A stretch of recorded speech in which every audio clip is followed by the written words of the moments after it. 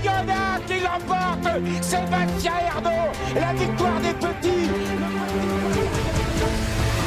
Pronostic quintet de ce vendredi 26 avril les amis, j'espère que tout le monde va bien. Alors écoutez attentivement parce que j'ai beaucoup de choses à vous dire. Alors comme vous avez pu le constater, je n'ai pas fait de vidéo depuis quelques jours.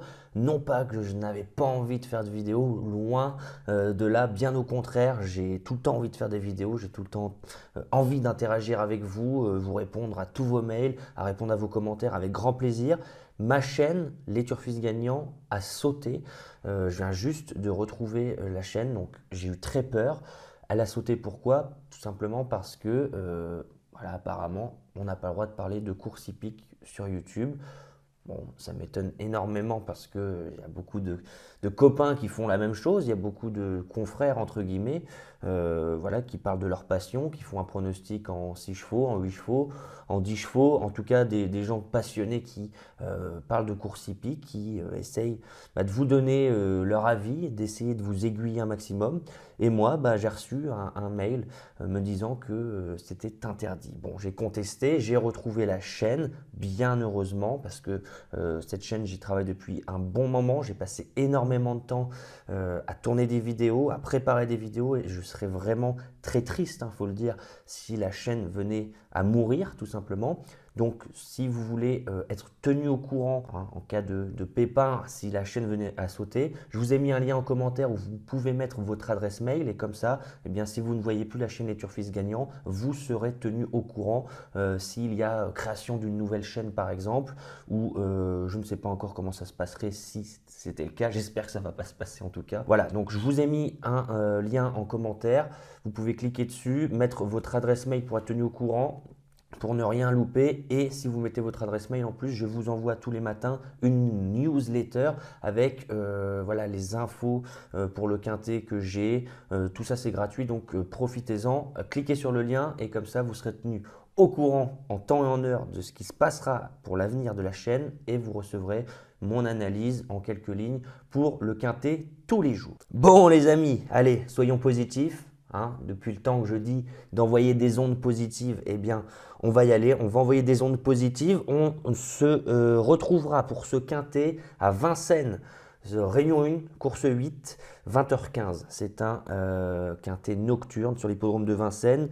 On aura des 7 à 11 ans n'ayant pas gagné 245 000 €. Recul à 25 mètres à 159 000 €. Alors, il y a des chevaux qu'on connaît très bien. Il y a des chevaux de classe. Il y a des chevaux qui font partie des favoris qui ne sont pas en forme du tout. Il y a des outsiders qui partent avec une toute petite chance, mais qui sont en forme olympique. Alors comment on va se débrouiller dans ce quintet?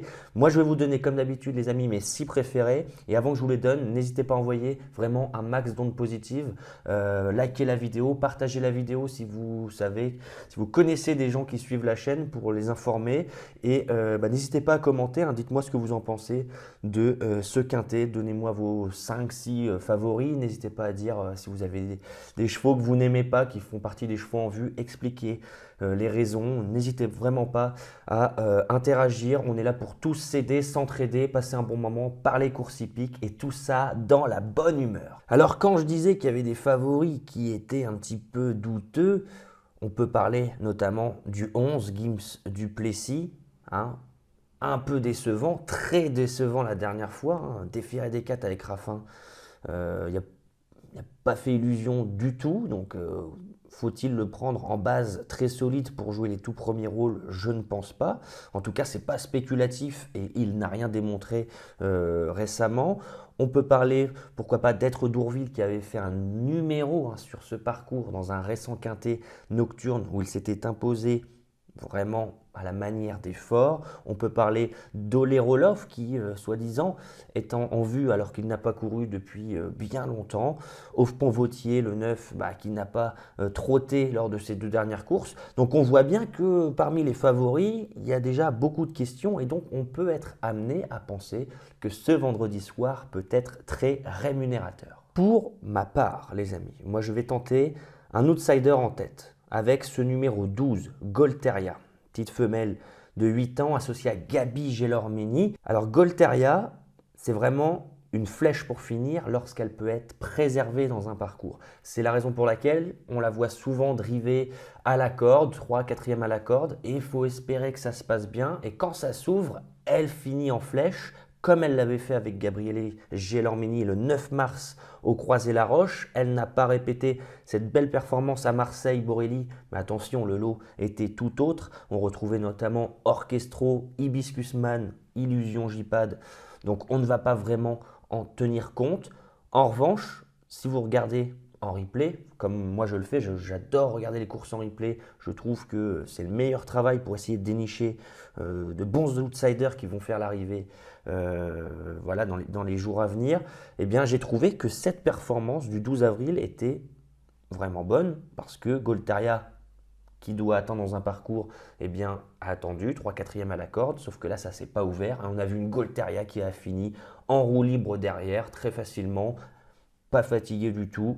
Et on sentait bien que David Thomas, ce jour-là, on avait plein les bras pour finir, mais il n'a jamais pu la lancer. Alors, si on était plus chanceux cette fois-ci, avec l'appui de Gabriele Gelormini qui l'a déjà très bien mené au Croisé-la-Roche, eh bien je me dis que Goltaria, en étant ramené progressivement, Goltaria pourrait venir créer une belle surprise pour jouer les tout premiers rôles en tout cas. Voilà, si elle est préservée dans un parcours, on va la voir finir très fort. En deuxième position, je vais tenter encore un outsider.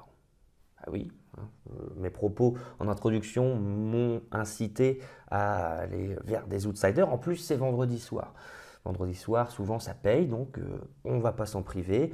Je vais aller vers le 2, Gogo des Marlboro.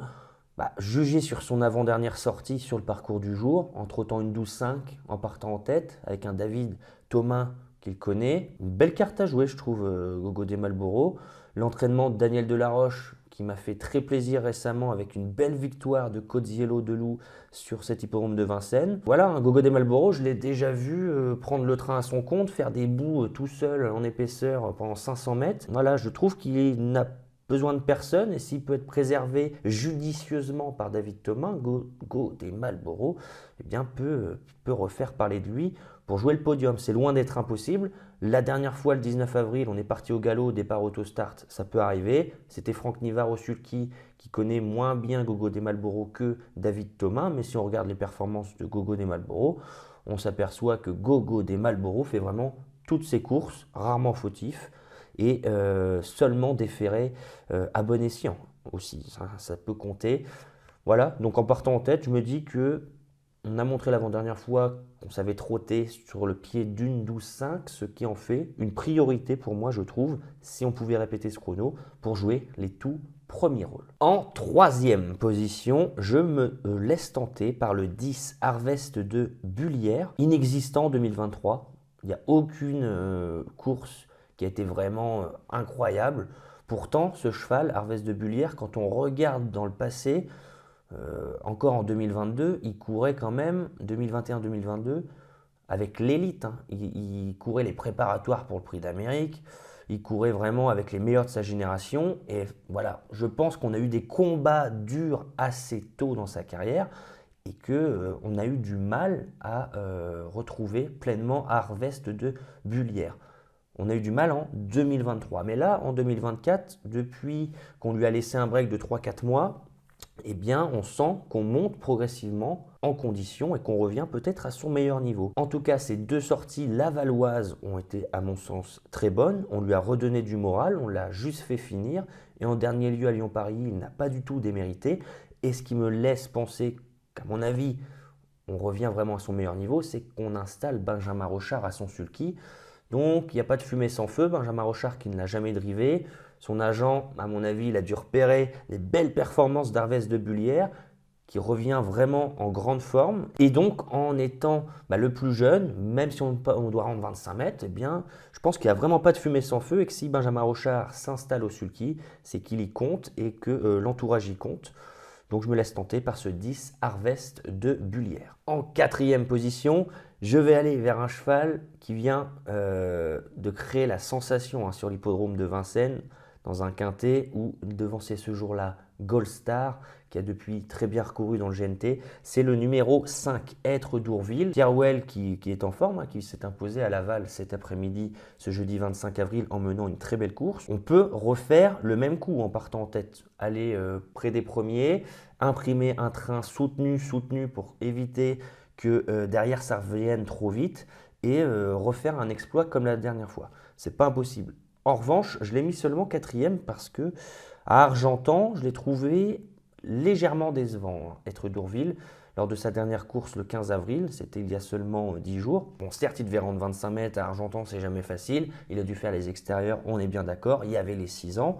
Mais je trouve qu'il a quand même plafonné un petit peu tôt dans le parcours. Alors peut-être qu'il avait encore dans les pattes le combat qu'il avait eu à Vincennes. Mais là, je trouve qu'on court encore rapproché. Donc voilà, je me dis, si Être d'Ourville court très propre et finit 4e, son entraîneur Virginie Moquet serait déjà très ravi. En tout cas, je ne sais pas s'il est dans le même état de fraîcheur que lors de sa victoire sur l'hippodrome de Vincennes l'avant-dernière fois. Et donc, il complétera mon quartet. En 5e position, en valeur pure, très dur de faire sans ce 11 Gims Duplessis. Mais comme je l'ai dit en introduction, attention, il sera écrasé d'argent peut-être encore une fois. Et là, le 12 avril, on n'a rien vu, hein. C'était une course référence où Golteria, justement, que j'ai placé en tête, finissait avec Davies entre sources. Gims Duplessis, plus de son, plus d'image dans le dernier tournant. On sent que quand on arrive en début de ligne droite, Raffin, au lieu d'aller vers l'extérieur, s'il a des ressources, eh bien, il repique en dedans pour redonner du moral au cheval, mais en vain. Donc, si Gims Duplessis veut jouer la victoire, attention, il faudra montrer beaucoup de mieux. C'est dans le même état qu'il était la dernière fois, Gims Duplessis va même pas être dans le quintet. Ce qui me laisse penser que Gims Duplessis sera quand même monté en condition, c'est qu'Éric Raffin lui réitère sa confiance et qu'on n'hésite pas à le représenter assez rapproché. Donc voilà, peut-être qu'il avait besoin d'une vraie course des Fers et des 4, après 2 courses de rentrée assez sages. Peut-être que ça lui aura fait du bien. Mais il faut vraiment qu'il monte du mieux. Pour cette raison, je le place seulement en 5e position. Et pour compléter la sélection, les amis, je vais me lancer vers un cheval qui n'est pas du tout le meilleur de cette course, qui est à 0 marge.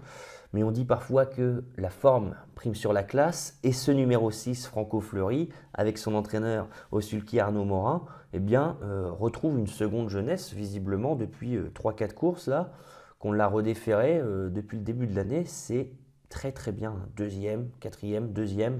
Premier, oui, c'est pas sur l'hippodrome de Vincennes, c'est plus sur des hippodromes de province. Oui, les chronos n'ont rien non plus d'extraordinaire. Mais bon, il est en forme et il vient vraiment de s'imposer plaisamment, hein. Le 7 avril, là, j'ai regardé sa course, il n'y avait pas d'opposition. Donc il est dans la forme de sa vie. Il est venu une fois dans sa carrière à Vincennes. Ça s'était bien passé, une 2e place, il me semble. Ça remonte à 2021. Mais bon, c'est toujours un bon élément en notre faveur. Et donc, voilà, tout simplement, il complétera ma sélection, ce 6 Franco Fleury, pour les raisons que je viens d'évoquer. Donc, ma sélection, les amis, pour ce quintet du vendredi 26 avril, j'ai placé en tête le 12, Golteria. Si, par chance, elle peut être préservée dans le parcours et trouver l'ouverture, elle va finir très fort. En 2e position, le 2, Gogo des Marlboro, qui avait trotté une 12-5 l'avant-dernière fois sur le parcours du jour. En partant en tête, si on réitère la même chose, attention. En 3e position, le 10, Harvest de Bullière, qui semble revenir progressivement à son meilleur niveau. En 4e position, le 5, Être d'Ourville, jugé sur son avant-dernière sortie, ici même, première chance. Mais j'ai été un petit peu déçu de sa récente prestation. En 5e position, le 11, Gims Duplessis, certainement le favori, qui doit montrer du mieux, parce que sa récente prestation m'a laissé perplexe. Et pour compléter la sélection, le 6, Franco Fleury. Je pense que si on est 7e, c'est déjà énorme, mais il y a des chevaux qui ne vont pas faire leur course, qui ne sont pas dans leur robe de mariée, et donc la forme prime sur la classe, et ce 6 Franco Fleury complétera ma sélection. 12, 2, 10, 5, 11 et 6. Voilà, c'est ma sélection, les amis. Faites-en ce que vous voulez. J'espère que tout ce que j'ai pu vous dire a pu vous aider. Faites-vous votre propre avis, les amis. Moi, j'essaye de vous aider, j'essaye de vous aiguiller. Si vous n'aimez pas ma sélection, eh bien, vous n'aimez pas ma sélection, mais si j'ai pu vous aider sur quelques points, c'est déjà le plus important, tout ça dans la bonne humeur. Un maximum d'ondes positives les amis s'il vous plaît, n'hésitez pas à mettre votre mail pour être tenu au courant de tout concernant la chaîne Les Turfistes Gagnants et son avenir. Je vous enverrai comme ça tous les matins une newsletter avec toutes les infos pour le quintet, etc. Donc n'hésitez vraiment pas. Sur ce les amis, eh bien, je vous souhaite vraiment beaucoup de chance au jeu et on se dit à plus tard. Ciao.